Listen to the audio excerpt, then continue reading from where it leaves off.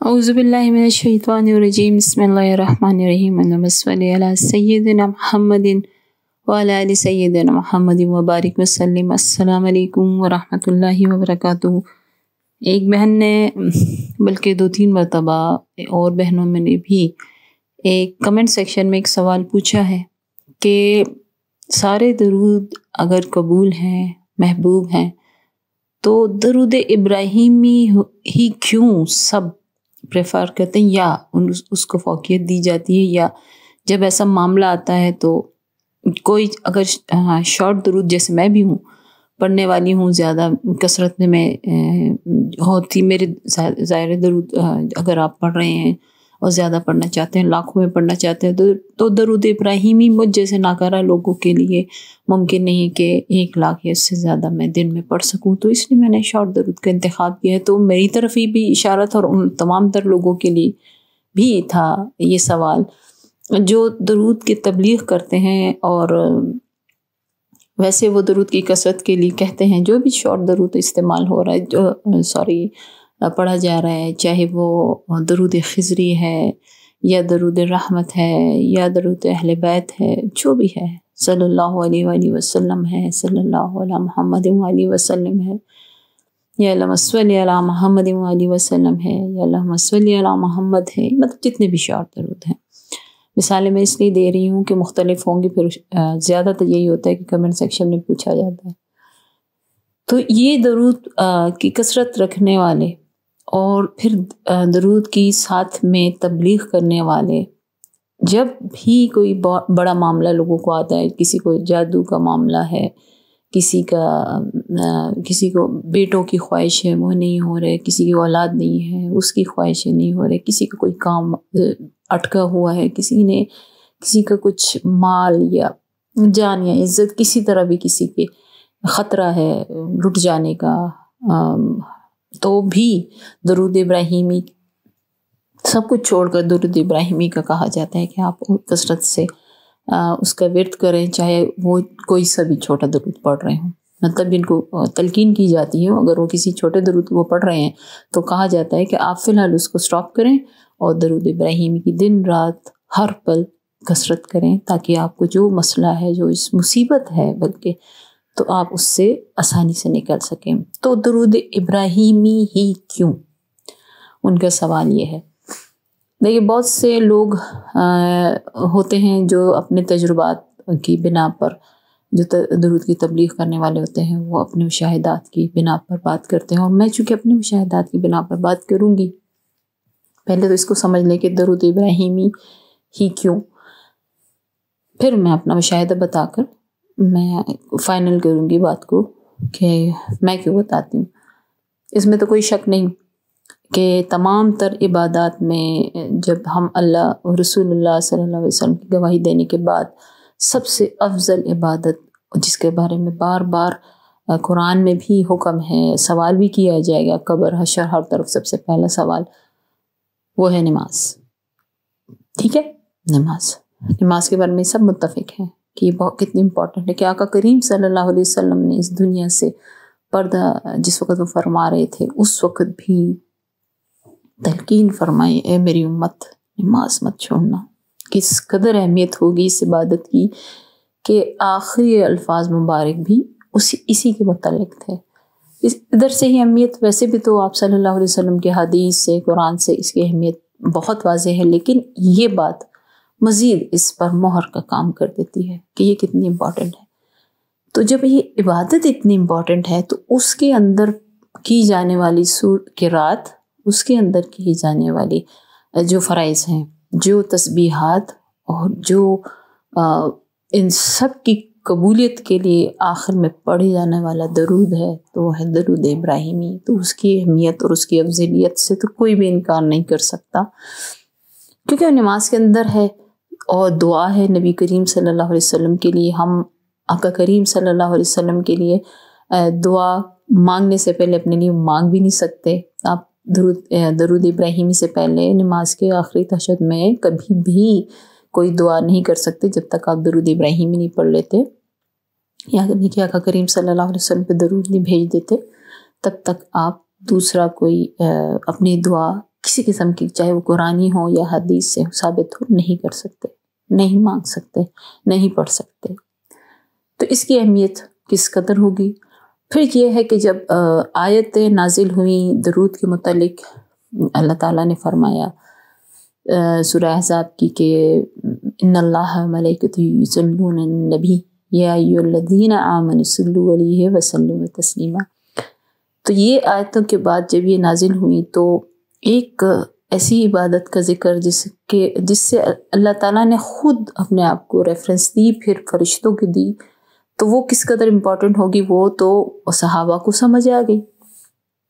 تو جب درود کے متعلق یہ آیتیں اتری تو صحابہ کرام نے آقا کریم صلی اللہ علیہ وآلہ وسلم سے فرمایا، عرض کی کہ یا رسول اللہ صلی اللہ علیہ وآلہ وسلم، سلام، جو آیتوں میں سلام کے متعلق جو تذکرہ ہے وہ تو ہمیں پتہ ہے کہ سلام کس طرح کیا جاتا ہے، السلام علیکم ایھا النبی ورحمۃ اللہ وبرکاتہ۔ درود ہم کن الفاظ میں پڑھیں؟ تو جب یہ سوال کیا گیا تو جواب عرش سے آیا اور زبان مبارک نبی کریم صلی اللہ علیہ وسلم سے ادا ہوا۔ ٹھیک ہے، اس سوال کا جواب عرش سے درود ابراہیمی آیا اور آقا کریم صلی اللہ علیہ وسلم نے ہم تک اپنی زبان مبارک سے پہنچایا۔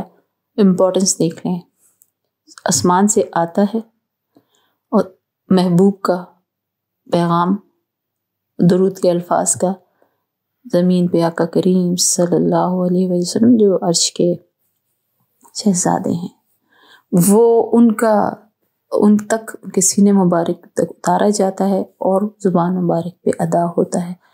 کس قدر اہمیت ہوگی ان الفاظ کی، کیا اس سے بڑھ کر کسی اور الفاظ کی درود کی اہمیت ہو سکتی ہے جو آقا کریم صلی اللہ علیہ وسلم کو خود اللہ تعالیٰ نے سکھائے ہوں، ہم تک پہنچائے ہوں۔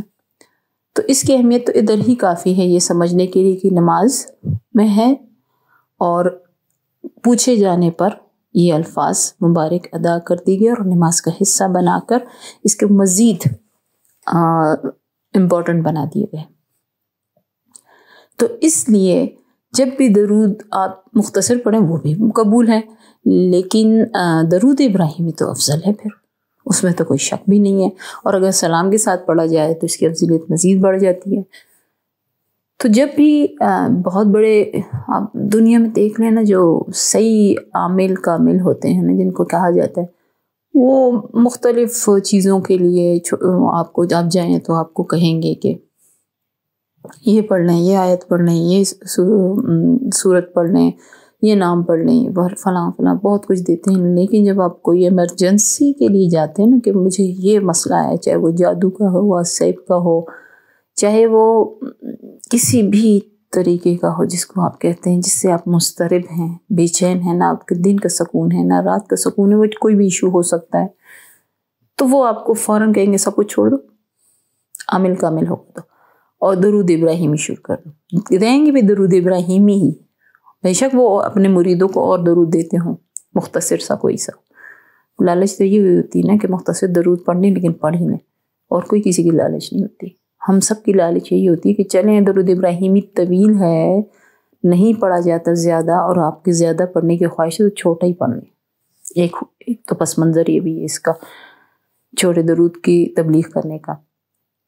تو وہ فوراً وہ عامل کامل جو ہے وہ کہے گا کہ سب کچھ چھوڑو، سب کچھ چھوڑ دو، درود ابراہیمی پڑھو اور دن رات پڑھو، اور ساتھ میں ضرور ہم سمیت ہم تنبیہ کرتے ہیں کہ اکیلے نہیں پڑھنا، سب کو ملا کے پڑھو، پورا گھرانہ بیٹھ کے پڑھے، جب تک مسئلہ حل نہیں ہوتا۔ تعداد بھی نہیں بتائی جاتی، جو صحیح والے ہیں نا وہ تعداد بھی نہیں بتائیں، کہیں گے کہ بس پڑھو، اتنا پڑھو جیسے دیوانے پڑھتے ہیں۔ دیوانے کس طرح پڑھتے ہیں؟ ہوش نہیں رہتا، دیوانے کو ہوش ہوتا ہے؟ نہیں ہوتا، اسے اور کسی چیز کا ہوش نہیں رہتا۔ اسی طرح دیوانوں کی طرح پڑھے، اور کسی چیز کا اور کسی وظیفے کی طرف جانے کا تمہیں ہوش ہی نہ رہے، بس اسی کو کامل سمجھو۔ یہ ہوتی ہے دیوانگی، اور کوئی بات کرو ہی نہ دنیاوی فضول، بس تمہاری زبان پہ رہے تو درود ابراہیمی رہے، یہ ہوتی دیوانگی، دیوانوں کی طرف پڑھنا۔ تو وہ آپ کو یہی کہے گا، میں بھی بتاتی ہوں، میں خود چھوٹا درود پڑھ رہی ہوں، گو کہ نبی کریم صلی اللہ علیہ وسلم نے مجھے عطا کیا ہے، زبان مبارک وہی ہے جو درود ابراہیمی عطا کری، لیکن آسمان سے نہیں ہے. درود ابراہیمی آسمان سے اترا ہوا ہے، آیا ہوا ہے، تحفہ ہے. تو اس لیے امپورٹنٹ ہو جاتا ہے. اور پھر اس میں جب آپ نبی کریم صلی اللہ علیہ وسلم کے لیے دعا کی درخواست کرتے ہیں اپنے لیے، پھر ان کی آل کو شامل کرتے ہیں، وہ بھی آپ کے لیے دعا کریں گے. ان کی آل کتنی بڑی ہے آپ کو کیا پتا، کتنی بڑی ہے. آل تو پھر ساری آل ہوتی ہے نا. امت بھی ایک نظریے کے تحت امت بھی کہا جاتا ہے، امت کو بھی اس میں شامل کیا گیا آل کے لفظ میں. ٹھیک ہے نا. اگر پوری امت آپ کے لیے آپ دعا کریں تو آپ کو جواب میں پوری امت دعا دے گی. وہ اللہ کا کام ہے کس طرح دلواتی ہے آپ کے لیے دعا. پھر حضرت ابراہیم علیہ السلام اور ان کی آل کا، اس میں حضرت اسماعیل بھی ہیں، حضرت اسحاق بھی ہیں، پھر ان کی نسلیں. آپ خود ہی دیکھیں کس قدر لوگ شامل ہوں گے اس آل میں. تو ان سب کی توجہات اور دعائیں بھی آپ کو مل گئی. آقا کریم صلی اللہ علیہ وسلم کے ساتھ ساتھ وہ کافی، لیکن ساتھ میں ان کے اہل بیت کی اور مطلب آل کی دعائیں آپ کو مل گئی. وہ کتنی بڑی ہوگی.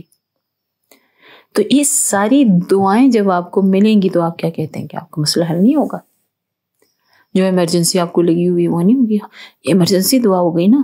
اتنی زیادہ کو اپنے لیے دعا کا کہنا اور کروانا ہے تو یہ ایمرجنسی دعا ہوتی ہے. ہم کہتے نہیں، ہم جب بے چین ہوتے تم بھی کرو دعا. پورے فیملی میں ایک کو فون کر کے کہتے ہیں فلاں میرے لیے دعا کرو، میرے لیے دعا کرو، میں اس مسئلے میں پھنسی ہوئی ہوں، یا میرا مسئلہ حل ہو جائے، بڑی بے چین بے قرار ہوں. آپ کے جو فیملی کے ممبر ہے پتہ نہیں وہ کس درد سے آپ کے لیے دعا کرتے ہیں کہ نہیں کرتے، لیکن وہاں پورے درد سے دعا ہوتی ہے. جب آقا کریم صلی اللہ علیہ وسلم کی بات آ جاتی ہے اور ان کے اہل بیت کی بات آ جاتی ہے، ان کی آل کی بات ہو جاتی ہے، جب حضرت ابراہیم علیہ السلام کی آل کی بات ہو جاتی ہے، حضرت ابراہیم علیہ السلام کی بات آ جاتی ہے، تو پھر دعا کی قبولیت میں اور دعا کے خلوص میں آپ کے لیے تڑپ میں کوئی شک باقی نہیں رہتا. تو اس لیے کہا جاتا ہے.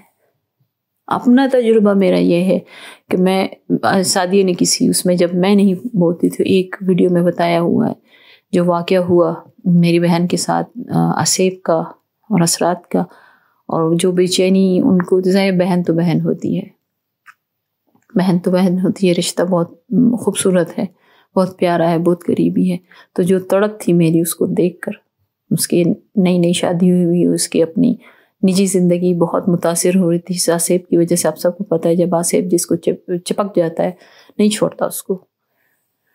یہی تڑپ تھی اور بیماری کی حالت تھی. تو آقا کریم صلی اللہ علیہ وسلم کا دیدار ہوا اور انہوں نے فرمایا، جب میں نے عرضی پیش کی کہ یا رسول اللہ صلی اللہ علیہ وسلم میری بہن بہت تکلیف میں ہے اور میں اس کی وجہ سے بہت تکلیف میں ہوں، ہم سب تکلیف میں ہیں.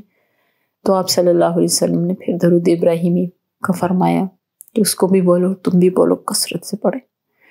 اور میں نے دیکھا، خود ہی مجھے دکھایا گیا، میں نے دیکھا، استغفر اللہ، مجھے دکھایا گیا کہ درود ابراہیمی سے آصف کیسے جلا گیا. جب وہ پڑھتی گئی، میں پڑھتی گئی، وہ پڑھتی گئی، تو اس کے چہرے پہ جیسے ایک سایہ تھا اور وہ کیسے ہٹتا گیا. اور واقعی جب میں جاگی چند دنوں بعد، ہم نے مل کر، سب نے، گھر والوں نے مل کر خوب درود ابراہیمی پڑھا، درود پڑھا کثرت سے. اور اللہ تعالیٰ نے ویسے کیسز سب نے کہا تھا، ہوتا نہیں، ہم نے کبھی کسی کو آصف سے چھٹکارا پاتے ہوئے نہیں دیکھا. یہ میں نہیں کہوں گی کہ وہ پرفیکٹ ہو گئی آصف سے، اس نے اپنا کام کر دکھایا، اس کو کافی بیمار رکھا، اس کی وجہ سے، اس کی ویکنیس کہہ لیں، جو کچھ بھی اثرات کی وجہ سے وہ کافی بیماریوں میں مبتلا رہی. اب بھی اسی طرح صحت مند نہیں ہے جس طرح اور لوگ ہوتے ہیں، لیکن پھر بھی الحمدللہ 90% وہ ریکوری کر چکی ہے. اور درود ابراہیمی ابھی بھی اس کا ورد ہے. جو وہ کہتی مجھے تھوڑی سی تکلیف کا ایسا احساس ہوتا ہے، وہی میں نے آپ کو کہا ہے جو اثرات ہوتے ہیں، ختم تو ہو چکا ہے، کوئی باقی نہیں ہے الحمدللہ، کیونکہ وہ دکھتا نہیں ہے اب تو. لیکن جب تکلیف ہوتی ہے کہتے درود ابراہیمی پڑھ کے میں اپنے جسم پر اپنی روح کو ہدیہ کر کے، تو کہتے ایسے ہو جاتی ہوں جیسے کبھی کچھ تھا ہی نہیں. تو اس لیے بھی ہم سب درود ابراہیمی کا ہی کہتے ہیں. امید ہے کہ یہ لانگ ویڈیو تو کافی طویل ہے لیکن آپ کے کام آ جائے گی. اللہ تعالیٰ آپ سب کو حامی و ناصر ہو۔ السلام علیکم ورحمۃ اللہ وبرکاتہ۔